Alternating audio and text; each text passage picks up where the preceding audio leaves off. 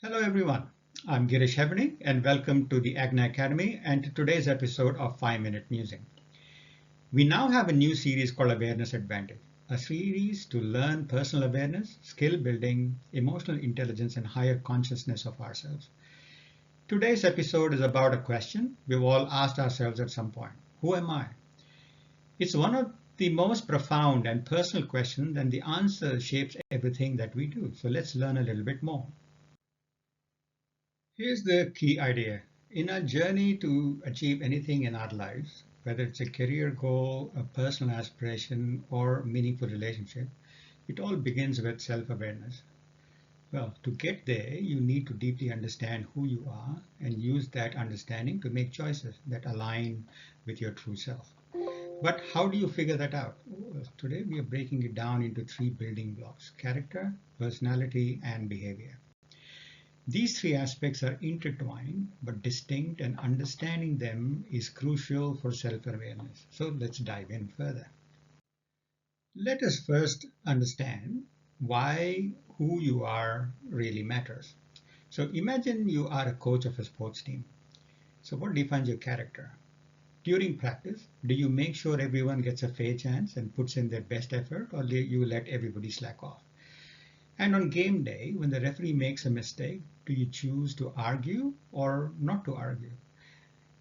The next is your personality traits. Your personality comes through in how you interact with your team.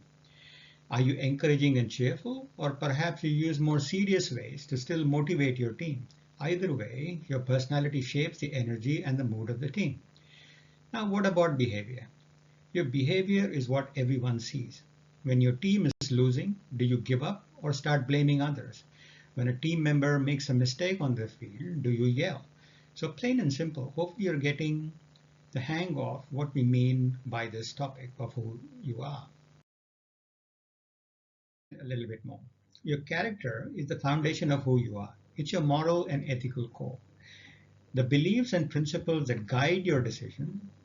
So, unlike personality, which evolves over time, your character tends to be more enduring. Your personality, of course, is the combination of your physical, emotional, and social traits. So, unlike character, your personality evolves and is shaped by your environment, your experiences, and genetics. So, your behavior, however, is how your personality and character manifest in the real world. It's what people observe, your actions, reactions, and habits. Even though influenced by character and personality, behavior is the most visible aspect of who you are, and it's also the easiest to change. So let me share something interesting with you. Here's a fascinating insight. 80% of what people think of you is based only on the 20% of who you really are. Think about that for a second. That means most of the first and maybe the lasting impression is created based only on how you behave. Your character and personality is only known after interactions with you over a longer term. Let us look at some real life examples. Character. Imagine yourself as one who values honesty above all else. Your character shows in how you speak the truth even in difficult situations. Same with how you treat all people with respect, irrespective of who they are, or your kindness through random acts towards others. Personality, again, is something uniquely you. This is reflected in either you are an extrovert or an introvert, either you are a team player or individually focused, either you are a thinker or a socializer. Behavior is again reflected in your actions based on a particular situation. So you are tidy or untidy. You may be aggressive driver or a calm one. Each of us again have plenty of examples of what we consider as good or bad behavior in others.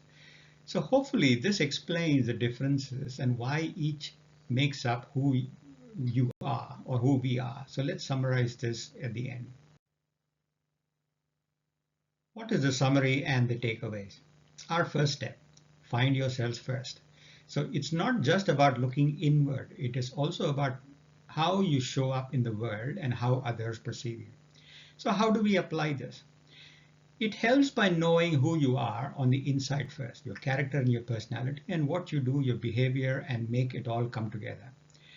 Then recognize and apply this knowledge through actions in the right situations.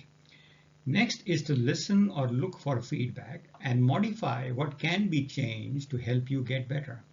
So by aligning all these aspects, you come across as authentic and self-aware, qualities that make a lasting impression on others.